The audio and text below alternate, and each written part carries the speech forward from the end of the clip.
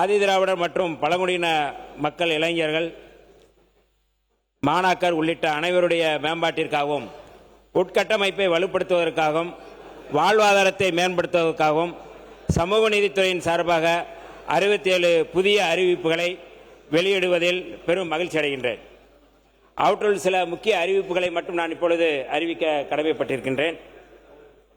சமூக நீதி விடுதிகளை சிறப்பாக பராமரிப்பு செய்ய தற்போது வழங்கப்பட்டு வரும் பள்ளி விடுதிகளின் ஆண்டு பராமரிப்பு தொகை 50,000 அதிகபட்சமாக 75,000 கல்லூரி விடுதி பராமரிப்பு தொகை 50,000 அதிகபட்சமாக 1,00,000 உயர்த்தப்படும் என்று அறிவிக்கின்றோம். இரண்டாவது அறிவிப்பு, மாணாக்கருக்கு தரமான சத்தான உணவு வழங்கும் பொருட்டு பள்ளி விடுதி மாணாக்கருக்கு தற்போது மாதம் ஒன்றுக்கு வழங்கப்பட்டு வரும் ரூபாய் 1,400 ரூபாய் 1,800 உயர்த்தியும், கல்லூரி விடுதி மாணாக்கருக்கு 1,500 2,000 மாதாந்திர உணவு கட்டணம் உயர்த்தி வழங்கப்படும். இத்திட்டத்திற்காக ரூபாய் 200 கோடி ஒதுக்கீடு செய்யப்பட்டிருக்கிறது. மூன்றாவது, சமூக நீதித்துறையின் கீழ் செயல்படும் ஆதி திராவிடர் மற்றும் பழங்குடியினர் நல பள்ளிகளுக்கு 100 புதிய வகுப்பறைகள் கட்டப்படும்.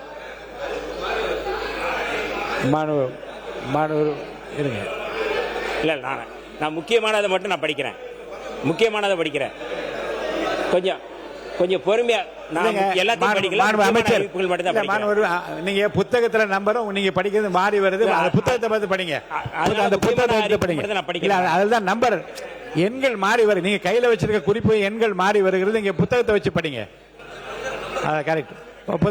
ஆமா, புத்தகத்தை வச்சு படிங்க. சரி, ரைட்டு. மூன்றாவது அறிவிப்பு, பள்ளிகளின் அத்தியாவசிய தேவைகளை பூர்த்தி செய்யும் வகையில் ஆதிதிராவிடர் மற்றும் பழங்குடியினர் நல பள்ளிகளுக்கு வருடாந்திர பராமரிப்பு தொகை உயர்த்தி வழங்கப்படும். நான்காவது அறிவிப்பு, ஆதிதிராவிடர் மற்றும் பழங்குடியின மாணாக்கருக்கு 150 சமூக நீதி விடுதிகள் புதிதாக கட்டித்தரப்படும்.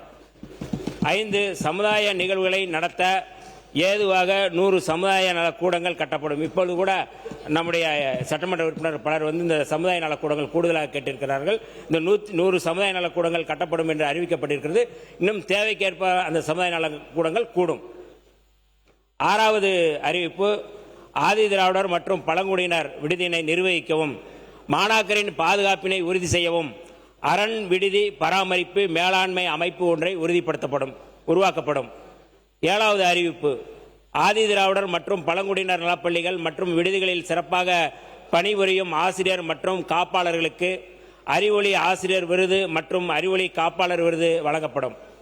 எட்டாவது அறிவிப்பு, ஆதிதிராவிடர் மற்றும் பழங்குடியினர் தொழில் முனைவோர்களை ஊக்குவிக்க கோயம்புத்தூரில் வணிக மையம் புதிதாக கட்டப்படும். 9வது அறிவிப்பு, சென்னை நந்தனத்தில் பழங்குடியினர் பண்பாட்டு மையம் அமைக்கப்படும். இது ஒரு புதிய அறிவிப்பு, புதிய முன்னெடுப்பு. பழங்குடியினர் பண்பாட்டு மையம் அமைக்கப்படும். 10வது அறிவிப்பு, ஆதிதிராவிடர் மற்றும் பழங்குடியினர் விடுதிகளில் அம்பேத்கர் பெயரில் அம்பேத்கர் படிப்பகம் தமிழ்நாடு முழுக்க உருவாக்கப்படும். ஆதிதிராவிடர் மக்களுக்கு தேவையான நல உதவிகளை வழங்க ஏதுவாக சமூக நீதி நல வாரியம் அமைக்கப்படும். இந்த நல வாரியத்தில் பல்வேறு நலக்குழுக்கள் இருப்பவர்கள் அதில் சேர்க்கப்படுவார்கள்.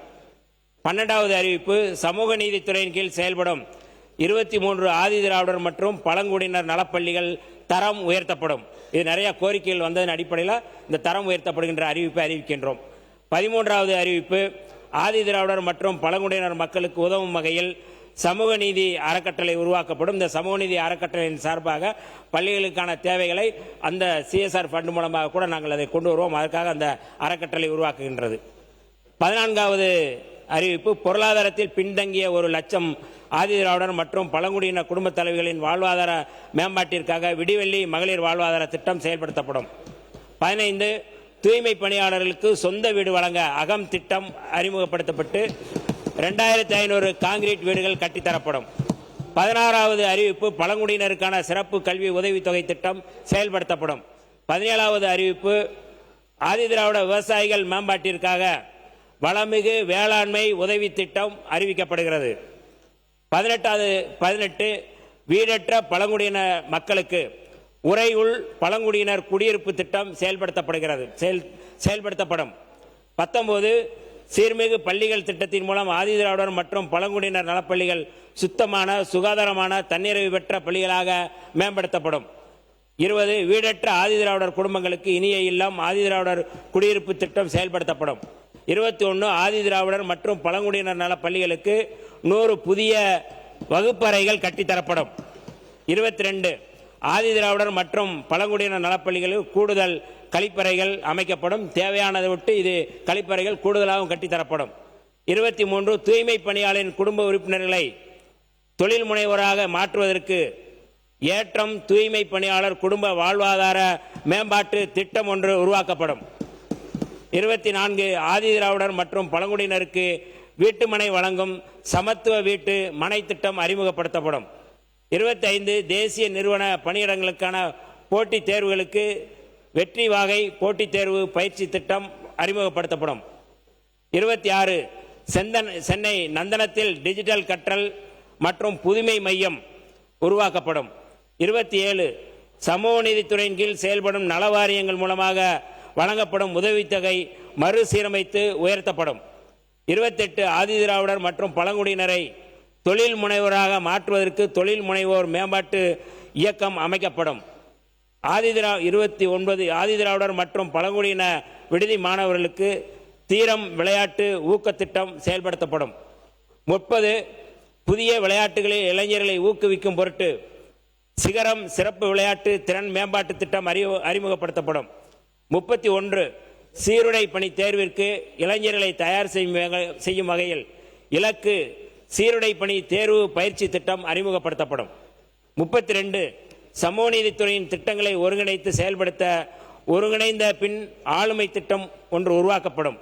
33 பழங்குடியின வாழ்விட இயற்கை சூழலை கண்டு களிக்க பூம்பொழில் தங்கும் வசதிகள் ஏற்படுத்தப்படும்.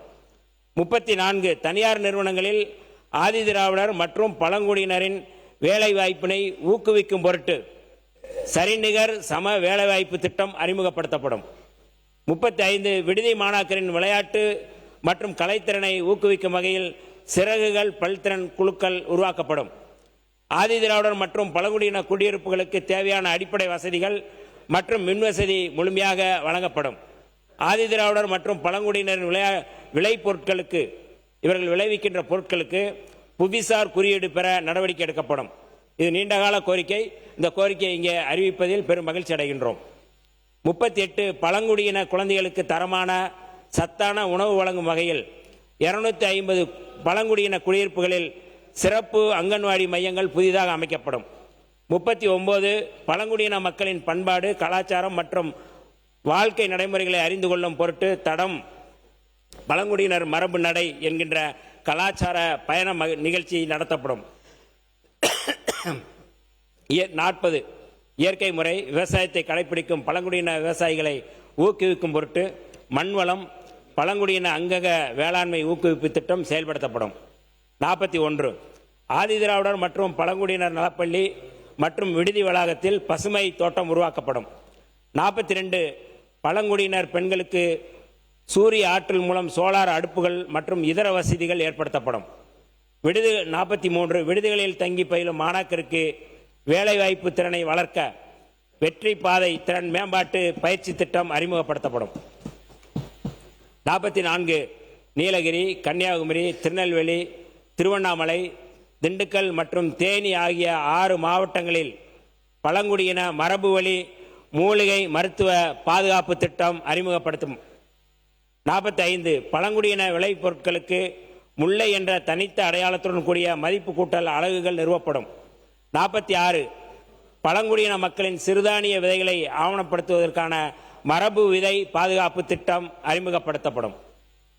47 சேலம், நாமக்கல், கள்ளக்குறிச்சி, திருவண்ணாமலை, திருச்சிராப்பள்ளி, தருமபுரி மற்றும் திருப்பத்தூர் ஆகிய 7 மாவட்டங்களில் பழங்குடியினர் வள மையம் உருவாக்கப்படும்.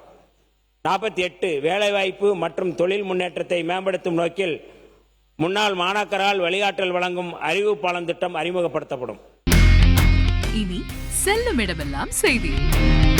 தந்தை டிவியின் வாட்ஸ்அப் சேனலை ஃபாலோ பண்ணினா செல்ல இருக்கும் இடமெல்லாம் செய்தி. இதோ QR கோட் இப்பவே ஸ்கேன் பண்ணுங்க, ஃபாலோ பண்ணுங்க.